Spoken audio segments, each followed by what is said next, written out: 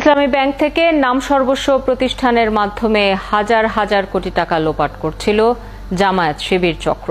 তেমনি একটি প্রতিষ্ঠান নাবিল গ্রুপ, যাদের পিয়ন থেকে শুরু করে বেশ কজন কর্মচারী নামে কাগজে প্রতিষ্ঠান তৈরি করে নেওয়া হয় হাজার কোটি টাকা ঋণ।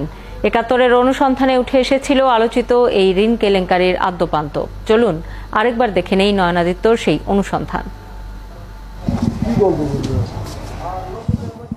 মোটরসাইকেল দোকানের এই ম্যানেজার সুলতান অ্যাসোসিয়েটসের মালিক সুলতান আহমেদ। সম্প্রতি ইসলামী ব্যাংক থেকে তিনি ৩৮০ কোটি টাকা ঋণ নিয়েছেন। ইসলামী ব্যাংকের কাগজপত্র এসব বললেও বাস্তবে সুলতান মাত্র ২০,০০০ টাকায় চাকরি করেন, যার কোনো কোম্পানি নেই। আর ব্যাংক ঋণের কথা শুনে তিনি আকাশ থেকে পড়লেন। এই আইডি কার্ডটা কি আপনার? হ্যাঁ, আইডি কার্ড। হ্যাঁ হ্যাঁ। আপনি জানেন না যে আপনার নামে লোন আছে? না। ৩৮০ কোটি টাকা। এই তো কোনো আমি ব্যবসাও করি না বা কোনো কিছু ইয়া করি না, কোনো লোনও নাই আমার। তাহলে আপনার নামে লোন উঠলো কীভাবে? তা আমি তো সেটাই পাচ্ছি না যে কীভাবে লোন হবে। তাহলে এই কাজটা হলো কীভাবে? আমি তো সেটা বুঝতে পারছি না যে কীভাবে। আমি এখানে তো দীর্ঘদিন যাবৎ ১৪ সাল থেকে এই যাবৎ পর্যন্ত চাকরি করছি। ৩৮০ কোটি টাকা ঋণ পাওয়া কথিত এই প্রতিষ্ঠানের কার্যালয়ের ঠিকানা হিসেবে দেখানো হয়েছে রাজশাহীর স্টেশন রোডে সদ্য নির্মাণ হওয়া এই ভবন। কোনো অফিস টফিস হওয়া দেখেননি এখানে? ব্যাংকের ঋণপত্রে সুলতান অ্যাসোসিয়েটস এই ভবনের ঠিকানা দেখিয়েছে, যদিও নতুন এই ভবনে এখন পর্যন্ত কোনো ভাড়াটিয়াই আসেনি।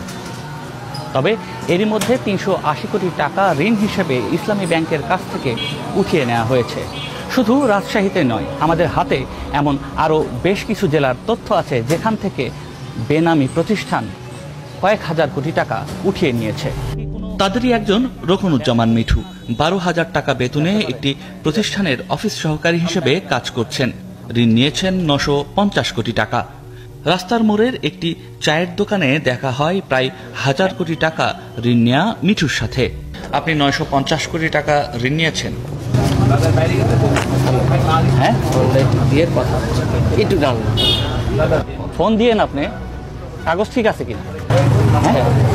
কোনো উত্তর না দিয়েই দৌড়ে পালান রকনুজ্জামান মিঠু। রাজশাহীর একটি বেসরকারি প্রতিষ্ঠানের হিসাবরক্ষক হিসেবে কাজ করেন শাহজাহান আলী।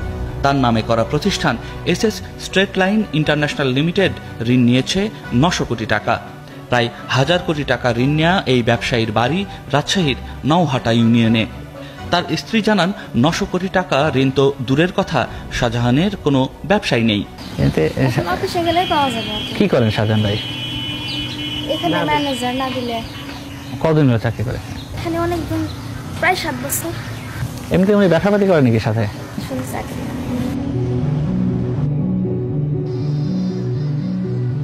সামান্য বেতনে চাকরি করা ৩ জন ব্যক্তির সন্দেহজনক এমন ঋণের খবরে ২ সপ্তাহ ধরে রাজশাহীতে অনুসন্ধান চালায় ৭১ টেলিভিশন। এখন জন্ম সনদ দিয়ে খোলো বিকাশ স্টুডেন্ট অ্যাকাউন্ট, নিজের বিকাশ নিজে কর। শুধু এই ৩ জন নয়, এমন আরো বেশ কিছু ঋণের তথ্য সংগ্রহ করা হয়।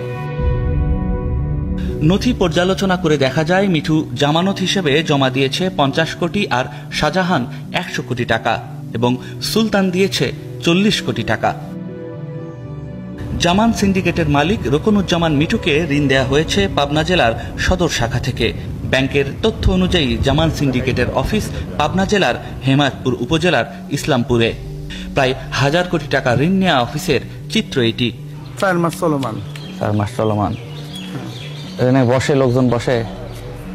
ওরা রাত্রি বসে, আমি অতটা ফলো করে নিই, কারণ আমার কাজে ব্যস্ত থাকি আমি। একজন অফিস সহকারীর নামে কিভাবে ৯৫০ কোটি টাকা ঋণ দেওয়া হলো, এমন প্রশ্নে ইসলামী ব্যাংকের ম্যানেজার শাহজাহান ক্ষিপ্ত হয়ে ওঠেন। সে একজন পিয়নকে কিভাবে ৯৫০ কোটি টাকা দিতে পারেন? না, পিয়ন কিনা সেটা আপনি বললে তো হবে না, আমরা তো সব জানি। কি না, আমরা বলবো না তো, এত কথা বলতে পারবো না ভাই আমি। জামান সিন্ডিকেটের এই কথিত অফিস ভাড়া ও সাইনবোর্ড টানানোর কাজ করেছেন ইসলামী ব্যাংকের ম্যানেজার শাহজাহান ও সিনিয়র অফিসার জাহিদ হাসান। কারা অফিস নিচ্ছে এটা? অফিসটা নিয়েছে হচ্ছে ইসলামী ব্যাংকের ম্যানেজার আইছিল সরাসরি। ম্যানেজার সে কি বলে? ভাড়া চাইছে, তাই ম্যানেজারই ভাড়া চাইছে। হ্যাঁ, ওই যে জাহিদ আর ম্যানেজার আসছিল লোন দেওয়ার জন্য। এটা তো ডকুমেন্টারি থাকতে হবে যে আমরা গেছি, তাই না, বা আমরা করছি, তাই না। মোটরসাইকেল দোকানের ম্যানেজার সুলতান আহমেদের নামে 380 কোটি টাকা ঋণ দেওয়া হয়েছে রাজশাহীর নিউ মার্কেট ব্রাঞ্চ থেকে। লোন নিয়েছে, তার সাথে আমি কথা বলেছি, সে জানেই না যে তার নামে লোন হয়েছে 380 কোটি টাকা।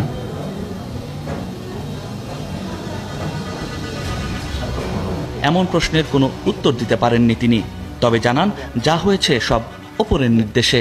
এটা হচ্ছে যে আমাদের সর্বোচ্চ সংস্থা থেকেই দেওয়া হয়েছে, ইসি কমিটি থেকে। আচ্ছা, নথি বলছে নাম সর্বস্ব প্রতিষ্ঠানের বাইরেও ব্যাংকের ঋণের শর্ত ভঙ্গ করে আরও প্রায় 2,900 কোটি টাকা ঋণ দেওয়া হয়েছে। ইসলামী ব্যাংক থেকে ঋণ নেয়ার বড় শর্ত হল প্রতিষ্ঠানের credit rating, corporate rating, past performance. কিন্তু এসব প্রতিষ্ঠানের ক্ষেত্রে এগুলোর কোনো কিছুই মানা হয়নি। মিজি স্যার কি আছেন? এমন তুগলকি কাণ্ড কিভাবে ঘটেছে তা জানতে জোনাল হেড মিজানুর রহমান মিজির কাছে গেলে 71-এর উপস্থিতি টের পেয়ে রাজশাহীর অফিস থেকে সটকে পড়েন। তাকে 3 দিন অনুসরণ করে শেষ পর্যন্ত পাওয়া যায় পাবনার চাটমোহর উপজেলার একটি ব্রাঞ্চে। দেখেন এখানে 3টা কাগজে আপনার সিগনেচারে লোন পাস হয়েছে। কোনো প্রশ্নের উত্তর দিতে না পেরে বরাবর ঘামছিলেন এই কর্মকর্তা। এক পর্যায়ে স্বীকার করেন কর্পোরেট ইনভেস্টমেন্ট কর্মকর্তার নির্দেশেই এসব করা হয়েছে। তাহলে হেড অফিসে কে এমন আছে, কোন ব্যক্তি যিনি হচ্ছে এরকম ধরে ধরে প্রধান, তারা প্রত্যেকটা স্যাংশন দেখা স্যাংশন না দেখে তো তারা আপনি বিনিয়োগ দিতে পারেন। তার মানে হচ্ছে বিনিয়োগ প্রধান যিনি মেফতাউদ্দিন। অনুসন্ধানে পাওয়া যায় রোকনুজ্জামান মিঠু, মোহাম্মদ শাহজাহান আলী দুজনই নাবিল গ্রুপে কাজ করেন। মিঠু অফিস সহকারী আর মোহাম্মদ শাহজাহান হিসাব রক্ষক। তবে সুলতান আহমেদ সরাসরি নাবিল গ্রুপের কর্মচারী না হলেও তার ঋণের টাকাও গিয়েছে এদেরই হাতে। এর বাইরেও 50 কোটি টাকা ঋণ নেয়া এনএন ট্রেড নামে একটি প্রতিষ্ঠানের মালিক নাবিল গ্রুপের কর্মচারী রায়হানুল ইসলাম। ঋণ প্রস্তাবে দেয়া প্রতিষ্ঠানের ঠিকানায় নাবিল গ্রুপের আরও 2টি অঙ্গ প্রতিষ্ঠানের নাম ফলকও দেখা যায়। এসব বিষয়ে জানতে নাবিল গ্রুপের ব্যবস্থাপনা পরিচালক আমিনুল ইসলাম স্বপনের সাথে দেখা করতে চাইলে তিনি 71-এর সাথে দেখা করতে অপারগতা জানান। কিন্তু মুঠোফোনে বলেন তার কর্মচারীদের নামে উঠানো হাজার হাজার কোটি টাকার ঋণের দায় তার নয়।